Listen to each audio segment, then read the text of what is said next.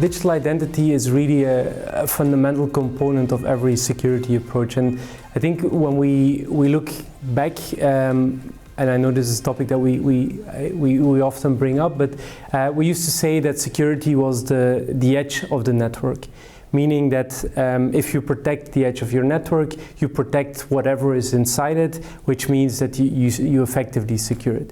What we see now with the move to cloud, externals, connecting from outside, working on the applications that you have, there are so many activities that have broken the boundary of your network. And so identity, in my view, has become this new border, because anywhere you go, you need to know, so the data is there, and identity is the gateway to open it up, and you want to slice it in such a way that the right people have access to the right information. Identity becomes the gateway to that information. So that's why I think it is a crucial part of our security practice.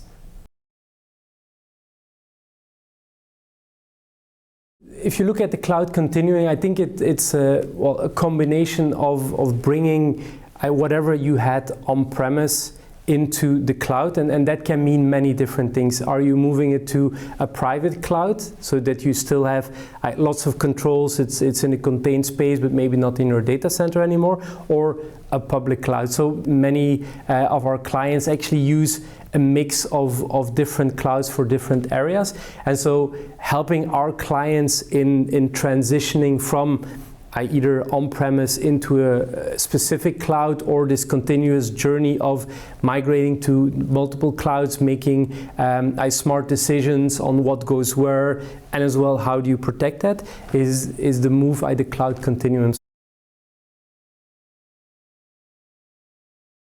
So we've added privilege access management, we're adding cloud infrastructure entitlements management, consumer INAM, so there are so many use cases that we're adding, giving it a different twist, which means that the skill set needed to operate such an environment is becoming complexer and complexer.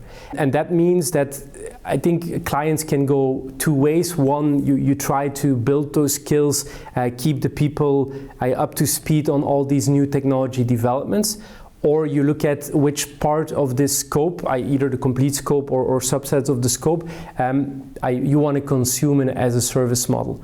And then on top, are we actually servicing the business? Are we providing, let's say, use cases to support business needs in the coming months, years? And this is where I see a lot of our clients are struggling. So either they are not even able to really maintain the platform, and sort of this evolution of just fighting to keep the ship afloat versus really setting sail and giving it the direction and making sure that your INAM is evolving in the way you want it to evolve. So I think the skill question is a very important one.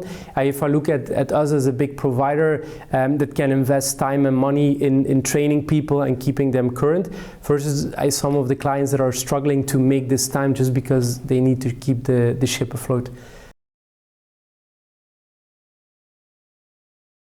Looking at the INAM market, our view is always that it should be solution focused, it should be business outcome focused, because the time that we sold, clients bought INAM just for the technical capabilities, and that still happens, but more and more it has a cost, so it needs to be explained why it has a value, and that's relatively difficult to do purely on the basis of a technology.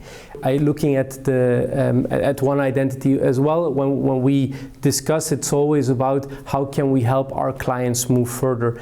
And so it's not so much we have this product, how can we sell this product? It's really what are the differentiating factors on this product that allow us to bring a better solution to our customers.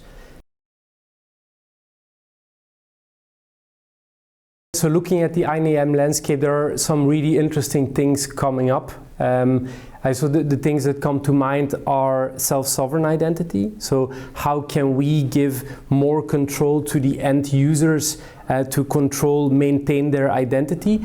I think if you look at Gartner's hype cycle, so it's at the top of the hype cycle, so it's sort of everybody's looking at it, but now the question is, what will it become? How can we use this as a real capability to sort of shift, because now you have all these pillars where every company creates their own identity, store their own identity stack, and the question is how can different organizations come together and really create this self-sovereign identity, because that, in my view, the ecosystem around it will be core. If every company starts to do it on their own, then we are still in the same state that we are today. So I think that's a very interesting, let's say, evolution to come. But there are many others, like identity for the metaverse is something, and in my view it's probably going to be interweaving with self-sovereign identity. And I think those two elements come together, so self-sovereign identity where you have the full identity but you only give the parts that are needed. And then metaverse, which is a fast developing concept where identity, again, in my view, will become core. And then the question is kind of how does the metaverse develop, the different players, how will self-sovereign identity and maybe initially something more like a consumer INAM or something like that sort of fill the gap as we develop how self-sovereign identity will work. So the thing that we are working on is exactly this bigger level framework, so which are the considerations that you need to be aware of. I think it's a bit similar in a different area to post-quantum encryption. We all know we'll need it at some time, but we don't need the solution now. We need to know kind of what do we do to prepare, how do we think about it in the right way, so that the moment that we need it, that we are not surprised.